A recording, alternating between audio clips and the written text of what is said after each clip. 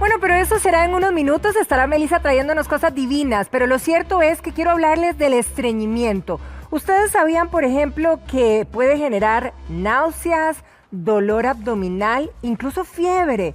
Y esto nos puede también traer problemas con un panorama con respecto a los divertículos. Hoy está con nosotros el doctor Alejandro Aguilar Zamora, quien nos va a ayudar sobre este tema. ¿Cómo está, doctor? Muy bien, buenos días. Patricia. Un placer tenerlo aquí. Igualmente. Doctor, primero, a ver, estos divertículos, porque a veces se confunden divertículos, pólipos, ¿verdad? Uno, si no ha tenido estas situaciones, pues no lo tiene claro. ¿Qué son?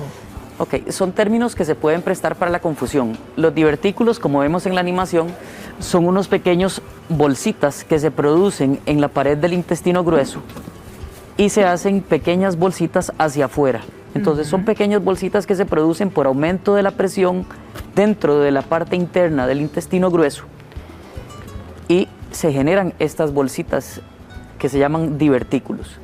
Básicamente en la parte del intestino grueso, en el colon, es que aparecen los divertículos. Ajá. En cualquiera de las zonas, doctor. Ok, el intestino grueso también se conoce, o sea, la gran parte del intestino grueso se llama el colon, que Correcto. Es la parte que está dentro de la cavidad abdominal. Y los divertículos se pueden producir en cualquiera de los segmentos del intestino del colon.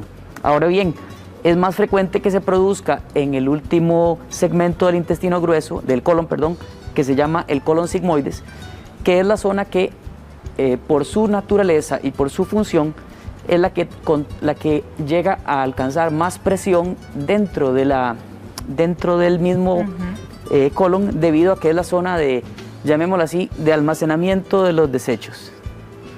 Ahora, doctor, ¿qué síntomas puedo tener, verdad, para que me avisen o me den la alarma de que puedo estar con una presencia de divertículos? Ok. El problema de los divertículos puede dar dos tipos diferentes de sintomatologías.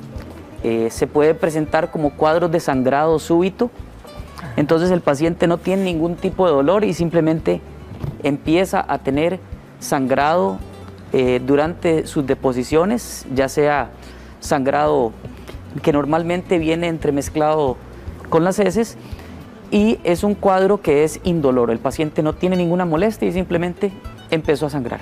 Ahora, también se habla de que pueden haber cuadros leves, ¿verdad? O más complicados. ¿En qué momento puedo, digamos, esperar o cuándo tengo que verdaderamente ir por asistencia, doctor? Okay. El otro cuadro clínico típico de los divertículos es cuando los divertículos se empiezan a inflamar. Ajá. Entonces, cualquiera de estas pequeñas bolsitas, sí, como tienen un poro pequeño por donde entra o sale la materia fecal, se pueden comportar exactamente como se comporta el apéndice.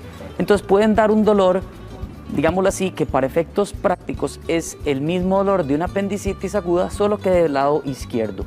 En nuestro país y en nuestro continente, el sitio más frecuente de divertículos es en el lado izquierdo, en la parte que se llama el colon sigmoides, como lo vemos en esta imagen, y es el sitio a donde más frecuentemente los divertículos se pueden inflamar, y a esa condición le llamamos diverticulitis aguda.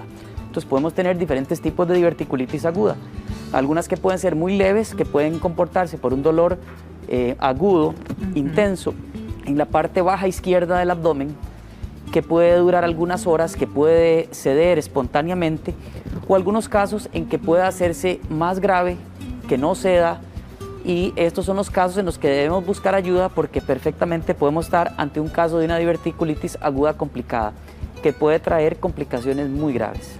Ahora, doctor, ¿por qué se dice que es más frecuente en personas pasados los 40 años aproximado? Okay. Existe una relación entre los divertículos y el estreñimiento. Sin embargo, no es la única causa. La causa como tal todavía no está bien establecida. Sin embargo, sí se ha visto que las personas que tienen enfermedad o problemas de estreñimiento pueden generar más divertículos o pueden tener más complicaciones con los divertículos, y pues casi siempre esta situación se da después de los 40 años. Ahora, ¿qué hábitos, verdad, sobre todo en la alimentación, me imagino, pueden influir en la aparición de los divertículos? Ok, en la aparición de los divertículos hay muchos factores que no están bien establecidos, como mencionaba anteriormente, que no los vamos a poder corregir con la dieta. Sin embargo, una dieta alta en fibra, con una buena cantidad de líquido, con una alta cantidad de frutas nos pueden ayudar a mantener un tránsito intestinal más saludable y esto consecuentemente evitar que los divertículos aumenten de tamaño. El divertículo se produce en una zona de debilidad de la pared del colon sigmoides generalmente, que es un sitio a donde perfora una arteria la pared del intestino. Entonces es una zona de debilidad, entonces cualquier cosa que aumente la presión dentro de esta parte del colon producirá que esa bolsita vaya aumentando de tamaño y que en ocasiones puede llegar hasta perforarse y producir casos muy severos como peritonitis fecal. Híjole, o sea, como la misma consecuencia de una apendicitis. Peor todavía que una apéndice. Peor. Es mucho más catastrófico que una apendicitis aguda perforada. Okay. Ahora, doctor, digamos, el ejercicio, este hábito del ejercicio, ¿impacta positivamente o no tiene ninguna influencia? El ejercicio viene a estimular en muchas ocasiones el tránsito intestinal. Okay. Entonces, digámoslo así, que no es algo que vaya a repercutir directamente sobre los divertículos, pero sí es algo que indirectamente nos va a ayudar a mantener un tránsito intestinal más adecuado y por ende evitar que la enfermedad diverticular empeore. Ok, en el caso que tenga yo un cuadro de divertículos, ¿verdad? Y que los trate, ¿hay posibilidad de revertir? Es decir, ¿van a desaparecer por completo? Ok, los divertículos son deformaciones en la pared del intestino grueso. Estas deformaciones, una vez que aparecen, no se pueden revertir. Son zonas de debilidad en los cuales la pared de ese divertículo es mucho más delgada que el resto de la pared del colon y no se van a revertir. Entonces, una vez de que aparecieron, los divertículos no van a revertirse y lo que podemos hacer es evitar que crezcan o evitar que se compliquen en el futuro. ¿Y eso de qué manera, doctor? Por ejemplo, de lo poco que podemos recomendar sería el evitar el estreñimiento, que es de las cosas que más aumenta la presión dentro del lumen, llamamos nosotros, de la parte interna del intestino grueso, y por ende va a ser más presión sobre el divertículo y que va a hacer que él crezca o que en ocasiones inclusive pueda hasta perforarse.